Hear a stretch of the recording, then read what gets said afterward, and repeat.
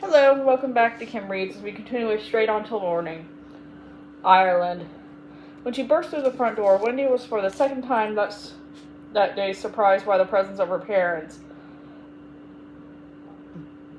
She was a little frazzled. The dog basket dangling on her left elbow while she shook out her umbrella with her right hand and deep in her own thoughts. She needed time to reflect, to figure out the possibilities resulting from her interaction with the Shebo twins. This meant journaling and fiction. With her father home from work early and the new dog and everything, it felt like a day out of time. A holiday. So why not spend the afternoon writing up her latest ideas for Neverland? She would indulge herself, the same way other girls did with maps, baths, and dresses. She had been playing with the idea of linking all her stories together somehow, maybe into a novel. "Oh," she said, blinking at the unexpected sight of her mother sitting at the kitchen table, her father standing over it, both with very, very serious expressions on their faces, like someone had died. And there, under her father's hand, was the very notebook she had just been thinking about. "Mother, father," she added, feeling something flutter and flop somewhere between her stomach and heart. A new organ, she told herself crazily. One whose sole purpose is to react to the uncomfortable tension for the air. "Wendy," Mr. Darling said in his lowest, most managerial voice. "Darling," Mrs. Darling said, I think we better talk." Mr. Darling coughed suddenly, like he was trying not to look nervous. Wendy had the strange notion of being asked if she had been let go from the firm. "You read my notebook," she said instead. "Yes, and really, darling, your writing is quite exquisite," her mother said quickly.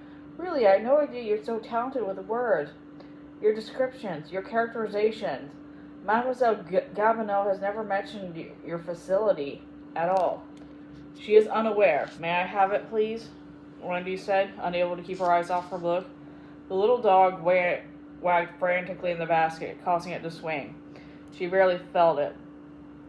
"The thing is, darling," her mother said, "the stories themselves are, well..." "Oh, enough of this blustering around," Mr. Darling exploded. "They are the products of an infantile mind. The febrile imaginings of a child. I thought you had done away with all this Peter Pan nonsense years ago. You're 16 now, for heaven's sake, Wendy." "It's my fault," Mrs. Darling said apologetically. "I've always indulged my baby girl." "You haven't changed at all since you were little, Wendy. These silly stories..." "They aren't silly," Wendy said, offended by the word. "Well, yes they are, because they aren't real. None of this is real, Wendy. Not a deduced thing. And you write them with yourself in the stories, like you're some kind of hero, like you're still pretending you're with your baby brothers, like you think it's all real. I never believed it was." But her voice caught in her throat. She couldn't do it. She could never knowingly lie about Neverland. She would never betray it that way. Her parents saw her swallow. They saw her hesitation, her refusal to finish the sentence. Her mother's head sank down her chest, and this hurt Wendy most of all. Mr. Darling cleared his throat again. "I think you have some growing up to do, Wendy. I think you need to see the world as it is, and you must be done with it to live a full adult life. I think you need a break from these environs and thoughts." "Father, what are you..." "The Rennets have a cousin with a country house in Connaught.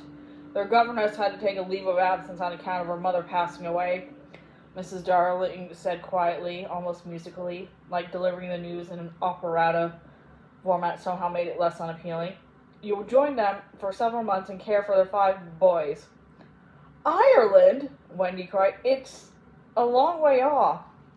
It was the first and only thing to say. She had been looking at a map of the British Isles just the other day to help build some descriptive passages of Neverland.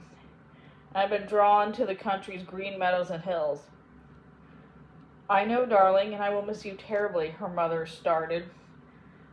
"Now stop there," Mrs. Darling held up a hand to silence her. "Braveheart, we're doing this for her own good. You're sending me to Ireland. You're exiling me to care for a bunch of nasty little boys I don't even know. Think of it as an adventure, like in your stories," Mrs. Darling said brightly.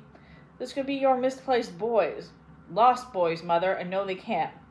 Well, think of it as a nice excursion from London, then. A vacation, really. You're hiring me to complete strangers hundreds of miles away because I write stories about Peter Pan? It wasn't really a question. It was a referring of the facts as presented to her. It's not just about stories, Mr. Darling said, looking desperately at his wife.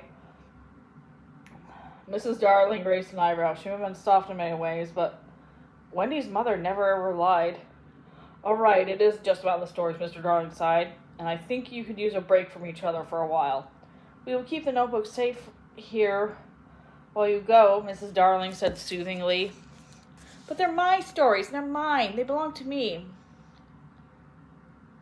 Mr. Darling threw up his hands. Wendy, they're not the product of a happy, normal girl.